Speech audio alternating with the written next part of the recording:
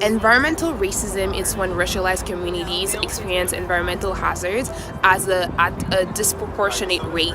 Like having no clean water when you're living on a reserve that's only a 20-minute drive from a large city.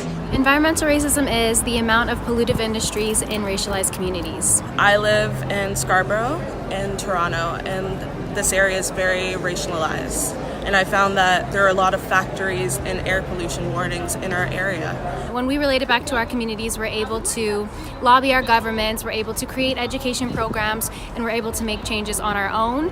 Think deep and hard about the ways that environmental degradation affects you and how it affects the most vulnerable people within your communities. Environmental racism in Eastern Europe allows the discrimination caused by the many policies that perpetuate poverty in unprivileged regions. Roma people are one of the main groups that suffer in Eastern Europe. Cases like this include severe water contaminations, poor sewage disposal, and large landfills. They are deprived of human necessities such as electricity and water. Currently, more than 2,000 Roma people live near areas that are prone to landfill and environmental wastes. Even with these repercussions, local governments have really taken action to help stem the marginalization of these groups.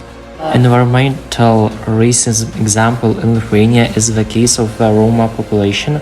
According to a report by the European Environmental Bureau, the Roma people in Lithuania face significant environmental challenges, including in a decade's access to safe drinking water and sanitation facilities, as well as exposure to pollution from waste management facilities and other sources.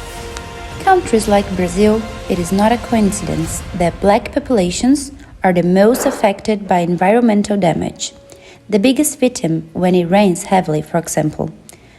To combat the problem, public policies for land regularization and access to decent housing in cities are needed. Outside the urban space, demarcation and respect for indigenous and quilombola territories is fundamental.